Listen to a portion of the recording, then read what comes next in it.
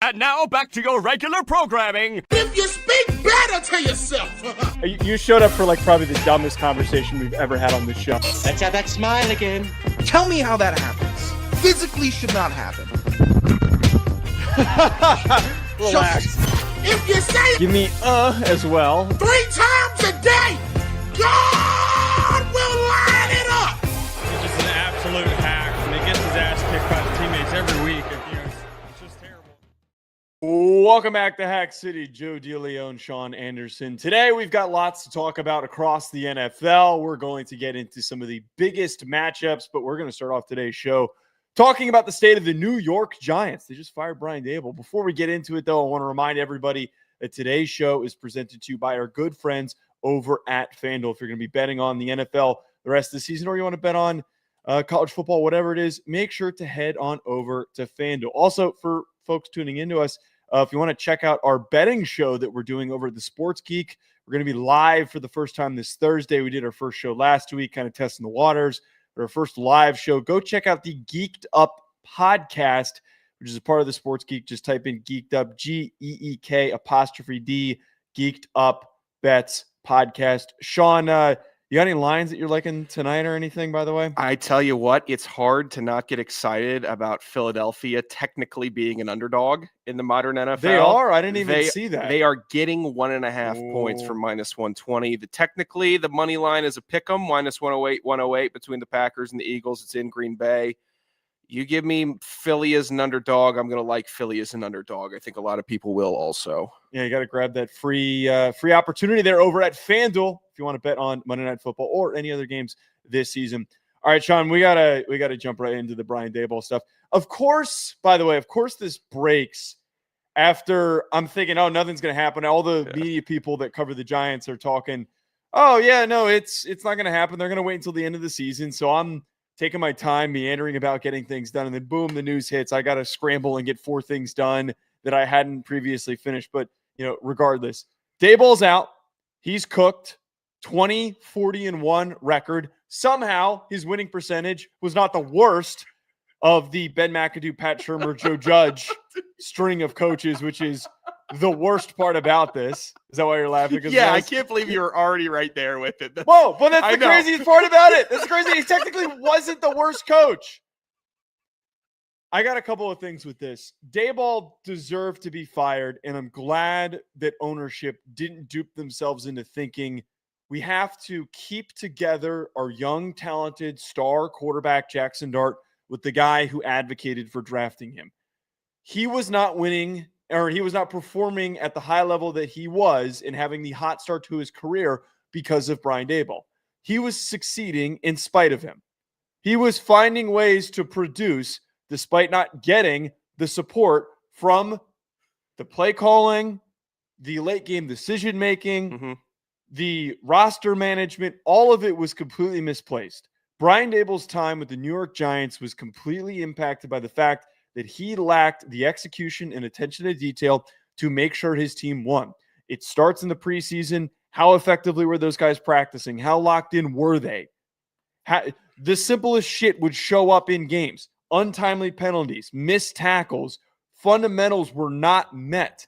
And the stupidest part about all this, Shane Bowen, the defensive coordinator, the man he refused to fire or take play calling away from, is still on the coaching staff after his firing. The guy who pretty much got him fired is still in the building. The other part with this that I got to get to, Joe Shane is going to return as the general manager, and he is going to be responsible for picking the next head coach. So we got really good news today, only to find out that we're being blasted by the ownership finding a way to set this up to still fail.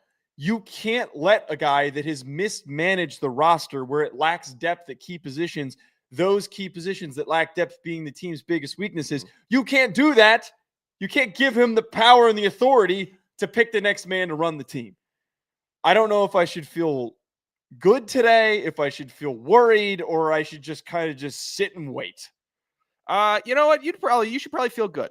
Honestly, you probably should, because if Jackson Dart wasn't exceeding expectations, you would be throwing a parade in this town because you got a losing head coach out of here. Like that's the situation. Like at the very bones of it, you got a coach that wasn't winning football games for the professional football team, the prominent one in New York, and he's no longer there. Hopefully to get a new coach in that can win football games and can get a team to win football games. Bare bones statement. But I love Brian Daboll. How could you not? Okay, I shut up. fondly, Why do you do this? fondly reminisce about You're Brian an Daboll ass. and the chaos he brought to the NFL. Every training camp, what were they focused on, Joe? Fighting the other team. That's what the New York Giants. That was actually probably on. the best accomplishment that he had. What about fighting each other? And then At least they were showing fight. Yeah, I guess so. I think that Which was they a don't do in the circus. regular season. I also fondly remember Brian Daboll as being the coach that lost Saquon. That's No, wait, hold on. Timeout. Go ahead. Already cutting you off because Go ahead. He's not responsible for losing Saquon. I didn't say he was. He was the coach that lost Saquon. Joe Shane is the one who lost Saquon. Joe Shane mismanaged the Daniel Jones extension, new contract for Saquon situation. And now both guys are performing well in different locations. How should I phrase this for Daboll? Then he's the coach that had Saquon ripped from him. Yeah. Okay, he's the coach that had Saquon ripped from him. That's pretty awful to get chopped at the knees like that by ownership and then your executives, and then they still have a job. That is really unfortunate. I also fondly think of Brian Daboll as being maybe the weakest Giants coach ever against the NFC East, to just be spineless and never get past them. 5-17-1 against the NFC East in his tenure. Well, wait, what were the records of the other idiots before him? I don't know. I know 5-17-1 is terrible. That might be the best of the string of idiots. I'm think serious. so? I think so. 5 wins, 3 years and change. To his defense, in the 4 years he was there, the Eagles went to 2 Super Bowls. Mm-hmm. The Cowboys were the best that they were until last season when they regressed, stunk for the last and 2 they've years. been bad this year. But so for 2 of those years, they were playoff team. And then last year was the best that the Commanders ever were. So he was facing an actually good NFC East, unlike dummy McAdoo and dummy Judge and dummy how Shermer. low your standards have dropped as a Giants fan. You guys used to not be defending running him. the NFC I'm not East, defending him. and now you have been so beaten down by bad football for a decade plus that you're qualifying how good the rest of the NFC East is. It proves my point. I'm not qualifying. I'm just Expect more from your next contextualizing. head coach is all I'm going to say. Yeah. Hope and pray for more from your next head coach is what I would ask for you, because I don't like hearing that kind of loser talk out of you. Not calling you a loser. I'm not calling you a loser. Kind of are. The team loser talk and how the Giants should be operating in the NFC East is the bully. That's what you want to be. Or at least you want to be a competitive team that goes up against another bully in Philadelphia, or a team that spoils the privileged Dallas Cowboys. Or you walk over the Washington Skins Commanders football team all over the place with a hard-nosed defense and a good run game like you've always done. But under Daboll and co., it's been tragic in that division. Get better and get right. First approach needs to be get a coach that can win in the NFC East. You make that. Okay, I have a problem with the premise that you're pitching, because it's just such a. I think it's an oversimplified premise. Like, find a coach who can win. Sure, I mean, every coach should want to win and step in and win their division. You want me to say get a coach that can figure out Jackson Dart and how to maximize him? That's harder to me than thinking about winning around in the NFC East. Well, I would argue that the top priority for everybody that you interview, I think that yes is the number one thing that you look for. You need to look for somebody that establishes a very clear, laid out plan for, this is how we get the most out of Jackson Dart in the next 4 years under his rookie contract. The way that I would kind of look at that plan is, we need to draft and develop premier receivers. We need to improve the offensive line play. We need to do X, Y, and Z things to set up Dart to play at a high level and to accomplish what every single team seeks to do when they have a rookie quarterback. Here's the biggest thing with this, by the way, and I don't want to hear any scoffing from you. Okay. The Giants, regardless of whatever other jobs open, Dolphins job probably opens up. Bengals could potentially open up depending on what happens. Falcons could potentially open up. I think that the Giants have the best job opening out of any coach opening that is going to come open, and that is not a biased take to have. You have Dart, who has played the best out of any of the rookie quarterbacks in this class. He's played a little bit better than Cam Ward has, even though I think Cam Ward has a higher ceiling.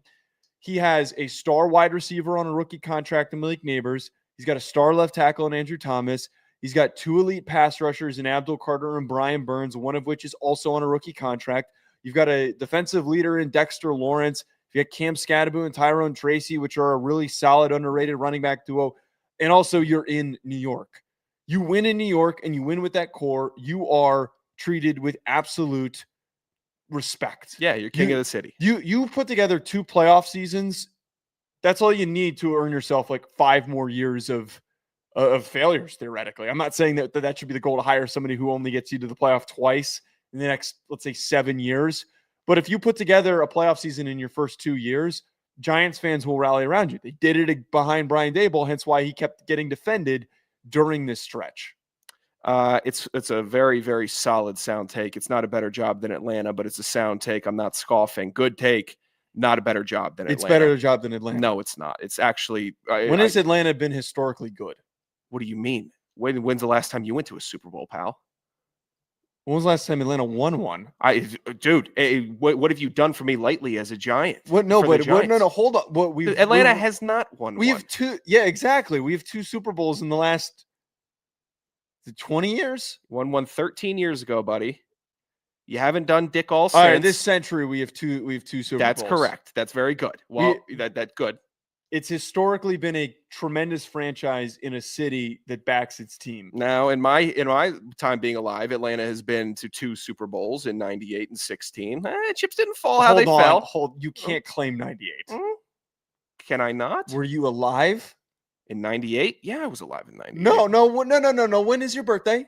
I'm not giving out my government right now. Dickhead. Come on. That's a crazy thing for you just to say right You're there. capping me at maybe 13 days. You weren't alive! From Broncos Falcons to my birthday? Your birthday is at the end of the month. It's not a better job than Atlanta. The Atlanta offensive line is better. Lying about shit. Dude, January 31st was when that Super Bowl was, by the way. Okay, so I was a little bit behind. Crazy. Right, I guess the sports calendar we've only pushed back the Super Bowl 2 weeks since in 25 years. That's not bad. Make it in June. 7 years. That'd be awesome. Yeah, give it to us and screw this. Football's a summer sport now. Yeah. Atlanta's a better job. Atlanta has more talent. Atlanta has less roster holes. Dart's the better quarterback. Oh, that is a very interesting conversation that we're going to have soon if Michael doesn't pick up his play. The Giants, I should love everything about the Giants and what this job could be. If the Giants are good, like I love the idea of them playing outdoors in MetLife in the cold and the mean, and you're just a team that runs through them. You need an upgrade at running back. It's fine. Tyrone Tracy's not going to make you the playoffs. No, I think Scadaboo can, and I think that Tracy having the complete different skill set is having ground and pound. It's very Brandon Jacobs, Ahmad Bradshaw. I think so. Well, it's Brandon Jacobs and then a shrunken Brandon Jacobs minus 6 inches. Yes, it feels like fire hydrant Brandon Jacobs. Yeah, that's a great. I have a really vile comment that I was going to make about what piece of anatomy Cam Scadaboo might it be on Brandon Jacobs. He plays with that intensity. I am trying to be. I'm not. Look, you guys are all fired up about Scadaboo. I was fired up, and then you guys took it too far. The guy got injured. I'm not going to take it too far and start claiming him as a Pro Bowler as soon as he comes back. It's a lower body injury for a running back that runs so hard. We'll see how he bounces back. I think the Giants need to do everything that they can to start scouting out to find one of the top 3 candidates. Because while Cincinnati, you mentioned that job opening, possibly coming available, I'd rather coach for Joe Burrow, Jamar Chase than just about anybody else in the NFL. We'll figure out the defense when we figure it out. That's just the plain, simple fact of the matter.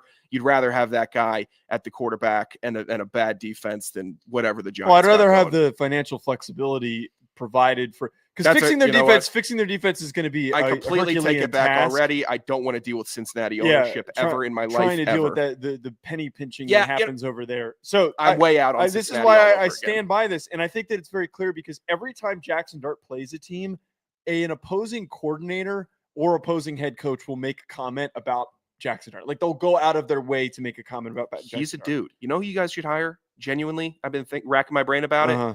I don't need you guys to get I don't need the Giants to get a quarterback guru. I don't need you. No. I don't need them to get an offensive savant, and I don't need an old stringy Mike Dan Coughlin. I don't need that. I want the Giants to hire Antonio Pierce as their next head coach. Former Giants, linebacker, great mentality, builds an attitude in New York that I think is complementary. He's not ready to be a head coach. He's complementary to Dart. He's complementary to the Scadaboo attitude. He's a defensive coach. You have a good defense. If there's anywhere, trust me, I'm with you in the fact of what you just said, not ready to be a head coach. We saw the misery in Las Vegas. He can do it in New York. No, he's not He even on the played list. in New York, He's man. not on the list of candidates for most teams, so I don't think that he should be considered. But he's actually legitimately a fantasy option for fans to be the team's DC next year, and I would be fully for that. I think that he's got what it takes to be a great DC. I don't want to rush to him being a head coach. I think it was a little too soon. I think he gets too close with his players to be a good DC, and I think that compromises how they view the head coach. Let him run the ship. I don't think he's ready. They need. My biggest thing is they need a defensive-minded coach. They've gone through these string of guys that were not playing to the identity of what the team was. I like Jeff Hafley, who is the Packers Hafley's good. defensive coordinator. He's from New Jersey. He's from North Jersey. He played college football in, I think it's Siena in New York. So he's tied to the region as you could possibly be. And he's also been a head coach before at the college level. So you've got a guy who's got an experience of understanding what it takes to manage those personalities. He's also a hard-nosed, hard-ass dude as a DC, and I think that he would tap into the identity of this team. I love that. Make him the DC then. Antonio Pierce is still the one. You're not going to go hire an active DC. All of your qualifications of him being a New York guy and all that doesn't come close to being one of the leading I'm telling you linebackers right now, for the New York but Giants. That's not how you hire a coach. You don't just hire a guy. In college, they hire guys all the time just because they went to that school. But this isn't college. This isn't college. You just were talking about how Hafley played college football in the New York area. It's a completely different thing. He's a Pierce qualified played for the candidate who's Giants. being brought up for like every single opening. Go take the guy who's getting brought. The Packers defense is one of the best in the NFL, and it's been one of the best in the NFL since he took it over. It's been really good. The Hafley hire has been surprisingly good in Green Bay, and I think that he's gotten along with LaFleur very well. This is the New York Football Giants, a professional organization, Joe. I'm ready to see them hire a former player with muscles on his neck that gets the team fired up. I don't need more coaches that go out there and refuse to impassion the fan base. Falcons can hire him. No, Falcons can't hire him. Dude, you know why? Falcons are too soft for Antonio Pierce. I'm telling you, he would run them out of there. I'm telling you right now that hire will not go over, considering how things poorly ended with the Raiders. He couldn't even make it through a season. You can't hire a guy who hasn't. What's his current role right now? His last role was babysitting Gardner Minshew and O'Connell or whatever, that bag of hair that was playing that they tried to push off as a pro quarterback. He's unemployed. They're not hiring an unemployed coach. Do you understand how that would go over? Unless you're hiring somebody like. How'd your last 3 employed coach hires go in New York? Whatever. All right, we got a lot of other shit that we got to get to. We're spending too much time on this. We got to rip through some of these other games before we get out of here on today's show. Sean, Jonathan Taylor made an MVP statement against your very disappointing Atlanta Falcons. He has been off to a ridiculous string of performances this season. He ran for over 200 yards. He had a just overall dominant string of runs in this game that set up the victory, including the game-winning touchdown. Daniel Jones was Daniel Jones. But here's my real bit with Jonathan Taylor.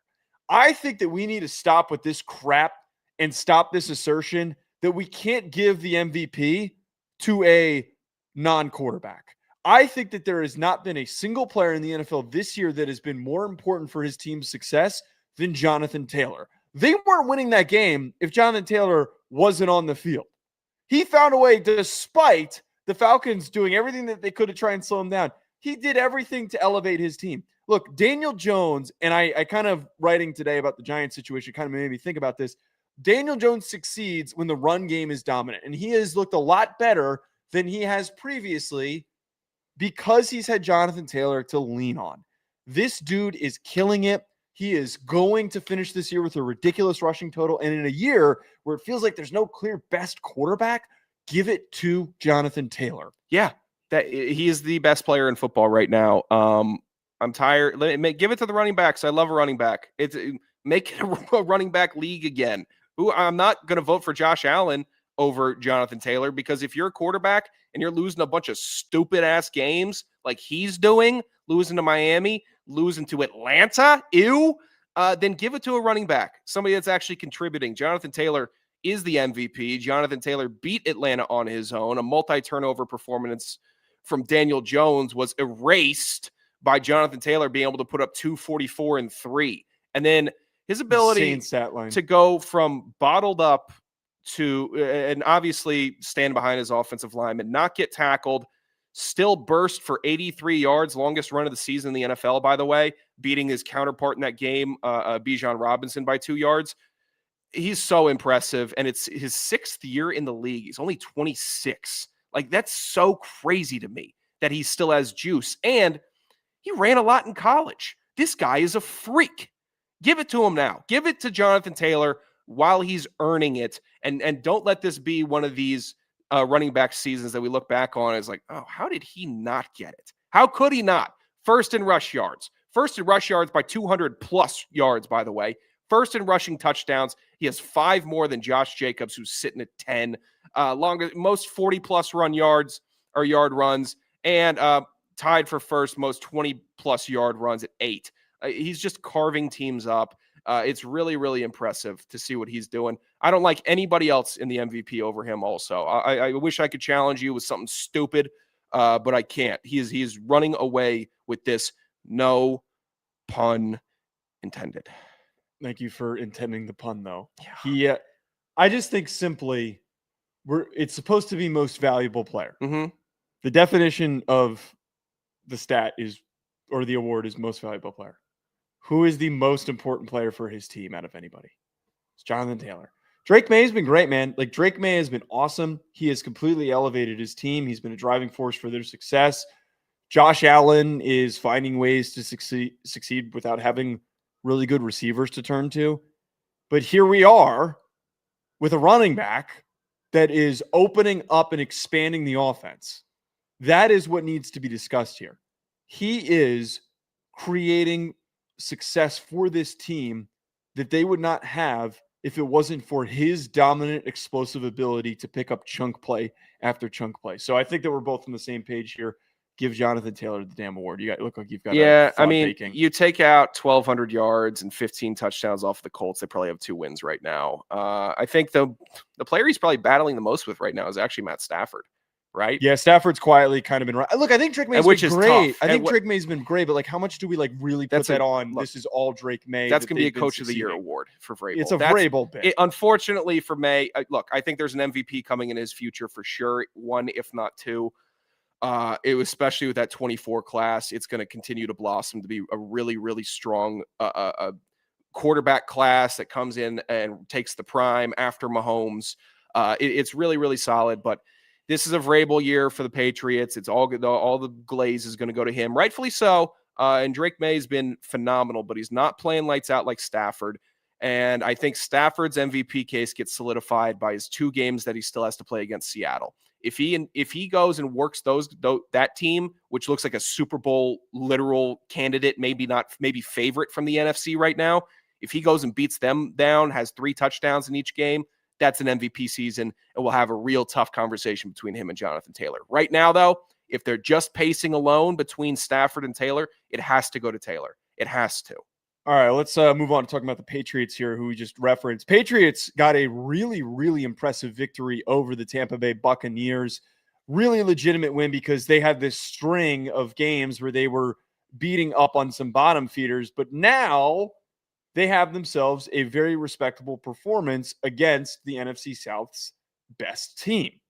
This game has very interesting layer to it because the Patriots have now scored 23 plus points and allowed 23 or fewer in each of their last 7 games, which have all been victories.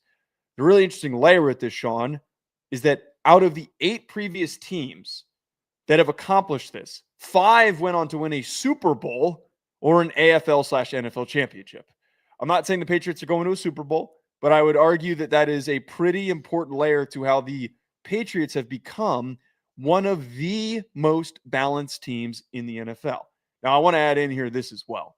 It has been mind-numbing knowing how explosive TreVeyon Henderson is and how Ramondre Stevenson is, and they wouldn't give Henderson a lot of touches. Now, he had, I think, 18 touches last week, but this week they gave him 14 carries, and he took advantage of every single one of them. He broke off 2 explosive runs, 55 and 69 yards in this win. Dude, I really think that there is a path for this Patriots offense to click and reach a new tier of dominance as one of the best offenses in the NFL if they start using Henderson more, because their receiver room's a little thin. So why not use the space killer that you have as a multifaceted weapon and take full advantage of it? Man, we're going to look back at this Patriots draft this year and be like, they knocked it out of the park on offense. The Campbell pick, the Henderson pick, Kyle Williams had a huge touchdown in this game. Jared Wilson getting real burn at center. He's going to keep getting better. Massive, massive win for New England. This legitimizes everything about New England. Beating Tampa Bay legitimizes everything about them. The Buffalo win from earlier in the year was really good, but there's been too much fluke BS in the NFL this year, watching bad teams win, for me to take full stock in that. After a week where they eke one out against the mid at best Atlanta Falcons, where Drake Maye didn't play well. He wasn't very comfortable that game, had some un-Drake Maye-like plays.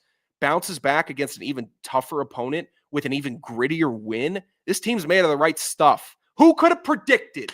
Who could have called it, Joe? Vrabel to the Patriots, and the ship gets right in a year, in less than a year. In 10 weeks, they are a front runner in the AFC, and they continue to look less fraudulent by the week. They're like the opposite of the Steelers. Like, I understand where the Steelers fans come from and their media comes from, where they're like, oh, same story every year, start hot, finish cold. The Patriots are just getting started right now. I don't see when they decide to drop off. I mean, they really are going to continue to win games. Jets, Bengals, Giants, that's 3 straight wins right there. Fair? Yeah. Then they get pushed again by Buffalo. They get Baltimore, and then 2 more wins against the Jets and the Dolphins. This is a 1 seed. I'm looking at the 1 seed in the AFC with second-year Drake Maye, who people call the project. No receivers, a pretty mediocre defensive talent base, and a really below-average offensive line. Like, that's the craziest part about this, is the success that they're having and the path that they can end up building here without having one of the best rosters. They're probably going to lose when they get to the playoffs, but they're doing this with Mac Hollins catching important passes for the squad. He's posting conspiracy theory videos on his TikTok. Dude, Keyshawn Boute's been better this year. I know he's hurt. I do really like Butte, by the way. Butte has like really been this super underrated piece for them. Can I tell you who I loved in this Patriots game this past week against Tampa Bay? Stephon Diggs. What an impact this guy's making in New England. I mean, he found his next Josh Allen, a younger version, and is starting to mold with him and click. 5 catches, 46 yards, and a touchdown. Fine. Stephon Diggs has had games triple as good as that. When they needed him most on an onside kick, Tampa brings it to a 1-score game. Triple bounce, perfect onside kick from Tampa Bay. One guy on the Patriots can get the ball, seal it, and ice the game for them. It's Stephon Diggs. He times it perfectly, jumps up, seals it, and takes the nastiest kickoff shot I've seen all year. 3 feet in the air, helmet to chest, doesn't bobble it, goes down, takes a nasty lick, seals a win. The narrative about this guy has always been wrong just because I think he likes to have some fun. And that is a weird thing for Stephon Diggs to have to deal with in fame in the NFL. He's not even close to the level of diva that OBJ was, but he gets treated the exact same. It's not right. Wait, hold on. I think you're kind of football player. You're kind of putting a little revisionist history out there with how things ended when he was with the Bills. Yeah, he wanted to win, and Allen wasn't ready for it. Well, I would argue that was kind of stupid that he was.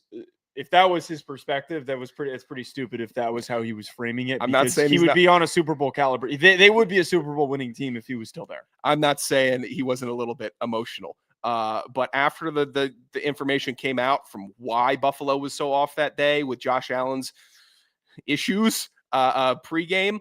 That is something that you can't have if you're Stephon Diggs and that level of competitor. Him being on the Bucs is just, it's perfect. It's Bucs, Jesus, Patriots is perfect. It's a perfect fit.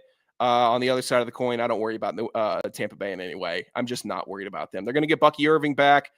Igbuka is still really, really solid. They're going to be solid, man. These are two playoff teams that played a playoff game. It was tremendous. The Patriots are as legit as any team could be in the NFL. We, of course, have to talk about Mr. Wonderful JJ McCarthy with his performance against the Baltimore Ravens. Ravens win this game. It feels like they're about to kind of start their slow little climb back into being the last AFC wildcard team, and they had the perfect opportunity to take advantage of a bloated, overrated Vikings team that has to now turn to its second-year quarterback that is not playing very well. 20 of 42. He had 42 passing attempts in this game, 248 yards, and 1 interception with 2 touchdowns. Oh. Interesting layer for this. McCarthy attempted 9 deep passes of 20-plus air yards, and when you kind of go back and you see some of his throws, he was just launching it. One of the picks that he threw, he was just blindly chucking the ball deep where it felt like there was really not a lot of thought process with it. So you get that context of him having 9 20-plus deep passes and only completing 2 of them. It makes a whole lot of sense. This is his first game with multiple deep completions, which is even more concerning that he went 2 for 9, and this was his first game with multiple deep completions. He went 2 for what? 2 for 9 in those situations. McCarthy's 2 picks both came on deep passes, resulting in a 29.2 passer rating on such attempts. He was 18 of 32, under 20 yards for 158 yards and a touchdown. So the way that we can kind of assess that, the only way that he's going to actually be able to produce success is if he kind of tamps it down and he has to keep everything short to intermediate. But I would argue that this offense isn't very dangerous when they do that because they've got some legit threats that can attack downfield in Addison and Jefferson. You're saying this offense needs a real quarterback and not the Dinkmeister, not somebody that can just throw it down and let the yak gods get it? Yeah. This was an embarrassing top to bottom loss from Minnesota. Watch out for 9, man. 9 goes sell you down the river. 9 is going to throw it up and then turn the fan base against Justin Jefferson because he wasn't super adamant about tackling a defender after an interception downfield. I'm so effing sure that's the guy that you want to start going after, Minnesota. You want to start criticizing Justin Jefferson for his hustle after a disgusting pick. That guy should walk to the sidelines after interceptions. This isn't Julio tracking guys down. He's not DK Metcalf. He's Jettas. He shouldn't have to tackle anybody. What a gross display from the Minnesota faithful trying to call out him for being out on the team. How about you get a quarterback that can actually run the system? How about you don't trade the quarterback or let him walk? Whatever. Well, that was the worst part of it. They should have tagged Darnold, and they should have tried to trade him. What kind of thought are you having where you're just lashing out at every good player that walks through your doors? Shame on you. Shame on you for saying a bad word about Justin Jefferson ever. He's been a class act. Stuck in Minnesota, getting nothing. And then the one guy that can feed him a deep ball, you send to Seattle, and then his buddy Jackson Smith and Jigba's leading the league in yards. He shouldn't want to play for you. I'm so frustrated for him, the way that they've operated. You know why? Because we knew it was going to happen. I knew it was going to happen, that JJ couldn't get him the deep ball, that Jettas was just going to be chuck it up. Jettas down there somewhere. Oh, I can do that. I got a big arm. I'm right out of college. I'll just throw it up. This is the NFL, right? Wrong, idiot. Learn some balance. Okay, wait, hold on one second, though. Here, before we completely just blindly, or you just completely blindly screaming about JJ. It's his 4th start. We have to give him a little bit of patience here for JJ McCarthy to develop. But this was the problem with this whole thing. I think that there's a more effective way of framing this. Darnold should have come back. They should have tagged Darnold. They should have brought him back. They should not have wasted the opportunity to have the momentum that they had from last year and to utilize it for a strong 2025 season. Allow for JJ, who was deemed a project. That was the whole descriptor of him. Not by all. I know you called him a project. He was a guy that needed multiple years of development in order to reach his potential. And I think right now we're seeing that it was way too soon to put him out there. Just because O'Connell is a great quarterback developer, offensive mind in the sport that is going to transform any team does not mean that a guy who is way behind in the process of growing as a quarterback, it does not mean that O'Connell is just going to turn him into an immediate MVP candidate. If they had brought back Darnold, it would have created a much safer situation. And it's a reason why, very clear, that there were all these rumors that they expressed interest in bringing in maybe Aaron Rodgers. They expressed interest in bringing in Daniel Jones. This is a problem with that I would love to know why they didn't tag and try to incentivize bringing back Sam Darnold. They knew better. I think that right now we're watching as Darnold is reaping the rewards of being with a team that wanted to build around him and wanted to invest in him. I think that there could have been the same level of success that's happening right now with Darnold in Seattle happening in Minnesota, just like we saw last year. Not having this ability to grow McCarthy is going to hurt this franchise, because when you start to play like shit, it really impacts the psyche of the team. It really impacts the buy-in from the guys on the roster. I really would love to know if they really think that JJ McCarthy is going to turn around and start playing better. I'm giving him the benefit of the doubt because I think it's unfair to just completely cite that the kid is screwed and he sucks, because the guy that we just spent a couple minutes talking about that they let leave was deemed that. He was deemed as the guy who sucked, that shouldn't have been picked as early as he was, and he wasn't ready, and he's a bust, and he's absolute dog ass. We're 4 games into his career. We got to give him a little bit of a benefit of the doubt. We can make that assertion at the end of next season. That is when we can make that assertion. That's that is fair. the only fair timeline to do so. I'd say Darnold at least played some quarterback in college and not handoff ball on a gimmicky team. That's all I'd say about the differences in prospects between the two.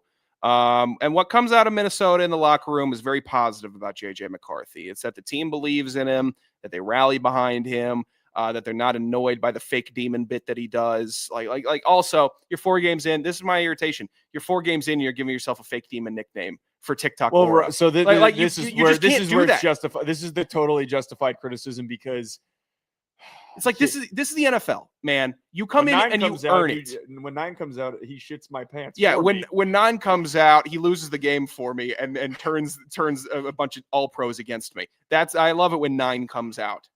9 needs to stay in for a little bit. 9 can 9 go to the film room? Can 9 go to the field and throw a little extra after practice? Maybe 9 could do that, because 9 currently has JJ McCarthy dead last in the 2024 quarterback class power rankings by myself. If I may, 1 to 6. Jane Daniels still 1. Drake Maye asserted himself at 2. Caleb Williams, 3rd best from the class. Then Bo Nix at 4th. Michael Penix Jr. rounding up 2nd to last, right before JJ McCarthy. Any objections, Joe? I don't have any objections to that. I think that Michael Penix deserves to sit where he is. Penix. Who? Please. Michael Penix. He's Michael Penix until he starts playing better. He didn't play that good on Sunday. Dude, wasn't he like 9 of 22? Look, there's some growing concerns about his ability to throw to the middle of the field. That is concerning. I don't like that there's one play a game where the play doesn't get in and we have to burn a timeout. Atlanta has to burn a timeout right before it happens. How did we end up talking about Atlanta? Because you called him Michael Penis Jr. and now I have to defend him somehow. Junior. He's I said Michael Penis. Yeah. No, here's the thing. His arm talent is so good. I'm going to give him another season happily, and I'd give him another season after that. I'm with you. Michael Penix love is kind of similar. He needs a little bit of time to develop. In all seriousness, though, go get Kalen DeBoer. Go get the guy who unlocked the most out of him. Bring in Ryan Grubb. Penix has done shit in the league already, though, that JJ McCarthy won't do in 2 years. That I will give credit is that Penix has actually shown flashes of what he can be. I think all these guys above JJ have in their own way. That. Bo Nix, if you want to be harsh on Bo Nix, you can do that. I don't think it. But he's been a winner. Yeah, he's won, and he's been the perfect thing for that team to find success. Sean, we got to get to one more game before we get out of here on today's show. I want to talk about Lions and the ass whooping that they put on the Washington Commanders. Look, now I'm not piling on the Commanders. We talked about this without Jaden Daniels. It's really just a really tough situation for them to survive. You've got this old, decrepit roster that without having a star player is just not going to be able to support itself. You're like trying to keep up a building with a toothpick at this point. And without Daniels, it's unsustainable. And I think that they're going to be able to look in the mirror and figure out what they're going to do. The Lions, though, have accomplished sustainability.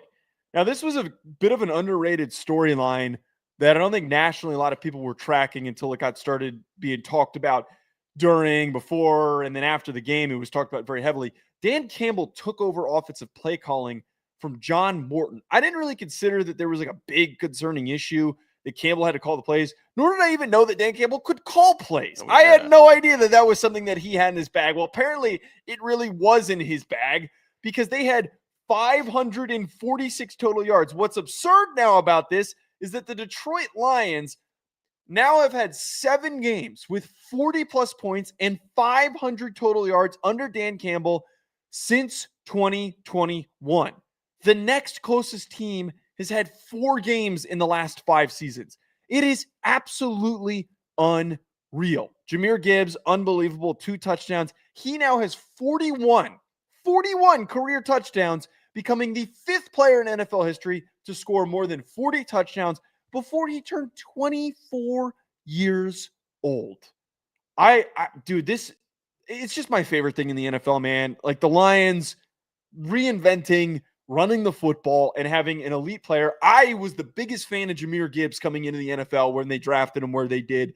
I liked him. I had a similar grade to him and Bijan Robinson, and arguably he has been far more successful than Bijan because he's been in a better situation. I'll check in with the Joe historian on that, but I'll believe you. What do you mean? I'm just going to check Text in with Ryan. the historian. Ask Ryan. That's my historian. I'll ask in the preseason. Hey, watch that finger, pal. You were pointing watch at me that earlier. finger. In the preseason, before Jahmyr Gibbs had his first season in that one season in Alabama, when he left Georgia Tech and went to Alabama, I said to Ryan, this guy is a first-round running back. And Ryan gave me shit.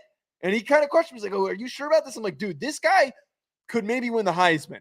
He didn't win the Heisman. He had an unreal year. He ended up being a first-round pick, and the rest has been history. He's a top 5 running back in the NFL right now. Maybe top 3. I'd put him top 3. There's not many people running the ball better than Jahmyr Gibbs right now. And look, we've talked about shocks this season. The Colts being a massive one, the Patriots to some being a shock. The Lions remaining as dominant as they have, even if it's against the leaky boat that is the Manders.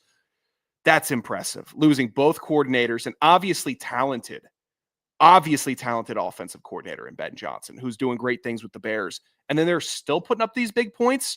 I mean, the front office, hats off. You guys nailed it since Goff. Not kidding. The additions you have made to offense and defense have been tremendous. And they don't talk about it enough. It's a really, really good team that they get hot. They genuinely have too many weapons. Like everyone gets mad. I get mad about Atlanta and their weapons. No. It's a different game when you talk about Detroit. They have 2 at worst B+ backs in Jahmyr Gibbs and David Montgomery. Jared Goff, who's the ultimate game manager and then a bit of a game elevator. Amon-Ra St. Brown, wide receiver 1. Jamison Williams, probably the best wide receiver 2 in the league, maybe behind T. Higgins. And it's a flex wide receiver 1, flex orbit option, get the ball in his hands. He's so fast player. Sam Laporta, top 5 tight end in the league. Offensive line, left to right, fantastic. The defense is improved. It is a masterclass in team building, in humility. They just found the right players for Detroit that would play for Dan Campbell. The team looks like they match his attitude. Where's the disruption? Where is this big, strong, yelling, hulking football figure in Dan Campbell that people wanted to mock out and thought that nobody would take him seriously? Where's the pushback? Oh, no. They just got a bunch of badasses playing for Dan Campbell. That's why I pushed for another coach that could be a badass to be hired by another team that could use it. Because if this a is team... the fallacy that's created. I'm not letting you push this team- Antonio Pierce thing. if a Nobody team wants Antonio Pierce to be the can head coach. embody the identity of a true football guy, they can do stuff like the Detroit Lions. And Antonio Pierce isn't Mike Vrabel or Dan nonsense. Campbell. He's not the former player who's the galvanizing motivator. There's got to be somebody out there that is a better example than Antonio Pierce. It's not Antonio Pierce. Trying to think of any I'd love other him to be the Giants players DC. that I'd have coach. You can't hire. it's not like you're hiring a Brian Flores who had multiple years as a head coach and then failed and was fired and then has built himself back up as a tremendous defensive coordinator and then reestablished himself. We're 4 steps away with that with Antonio Pierce. Antonio Pierce needs to get a DC job. He needs to build himself up and do a great job, and then he needs to earn the opportunity. This is the window, You brother. can't get no, the window is going to be in 4 years when they fire their next head coach. Oh, come on. That's No. when they do it. Hire him as the I'm DC, trying make to him the give you- interim, and then promote him after you fire your next head coach. I'm trying to walk you down the avenue where you don't have to fire a coach in 4 years, which is a pretty nasty feeling as somebody who's about to watch another coach get fired after 3 years. We've had more head coaches than you have, so don't act like you're some sort of beaten down individual. I gotcha. You guys are worse than Atlanta. That's why I said Atlanta was a better landing spot. No. I'm sure you're better. I'm sure. I'm ending the show before I start throwing things at you. At Joe DeLeone, at Sanderson Radio, at Hack City Pod. We'll talk to you later. I almost let you end the show, and then I realized I'm the